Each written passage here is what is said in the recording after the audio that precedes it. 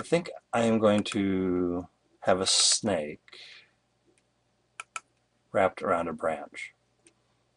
Now this object here, I'm going to switch it so it's a stroke. Now it's not showing me the stroke width up here, so I'm going to go ahead and fatten this up a little bit. And the square end on this is fine. This is the stick I'm going to be wrapping around. And it looks like a good stick.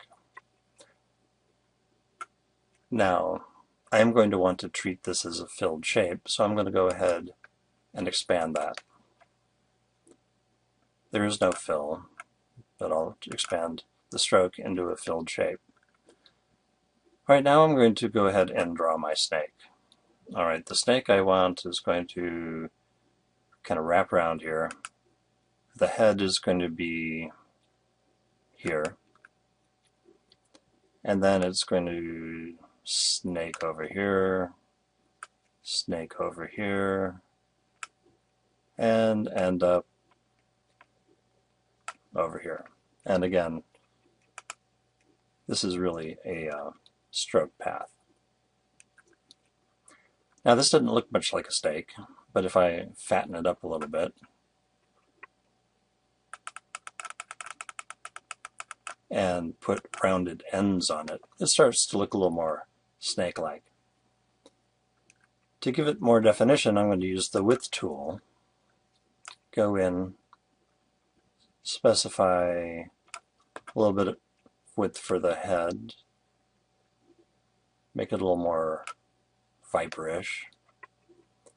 Now, to fatten up the body, I could go in here pretty much anywhere,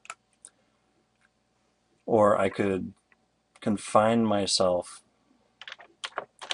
to where there already are vertices to avoid creating additional points where I might not want them.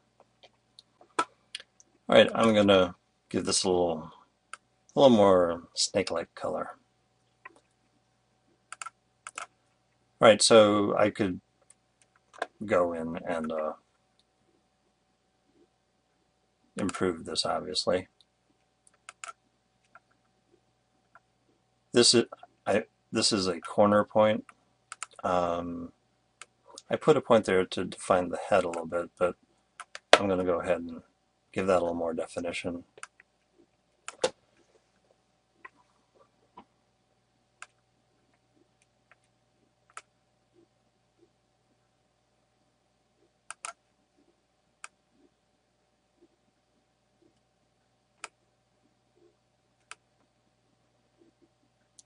Right, I'm just going to give that a little more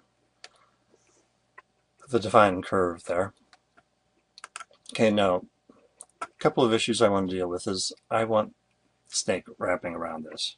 Now in Illustrator, everything is always above or below something else. If we look at the layers, we have two paths. The snake layer is above the stick layer, and there's nothing you can do about that. Also, right now you see that the snake is a stroked path. So there's not much I can do in terms of cutting with this. Now I might want to come back to this, so I'm going to make a copy of this snake shape and hide one of them and just work with this one here. This one I'm going to go ahead and expand the appearance so that it is a filled shape. This stick is already a filled shape. Well, now there are a number of ways I could go about doing the wrapping here. Before I start, I'm going to go ahead and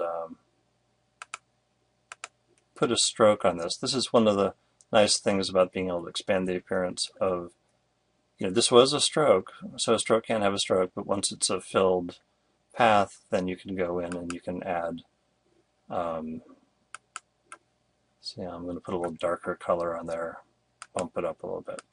Okay, so this is the snake that I want to wrap around here. Now I want to show a few things with this, so I'm going to select both these objects, and I'm going to drag a copy over here and a copy over here. and zoom back out to constraint. Now, one way I could have these, I could have the snake go behind here, is to cut a hole in my snake. A couple ways of doing that. Probably the easiest way right now with the shape builder tool is to go in and create a single shape here. This breaks this other path into two pieces. And now I have, this is a single piece, which I could go ahead and do more to, like add a black outline on. Alright, so that's pretty easy to do. It does have the disadvantage of breaking the snake into pieces. I have that snake and I have this snake. So if I wanted to do more with that, say I select both of them, select, shift, select,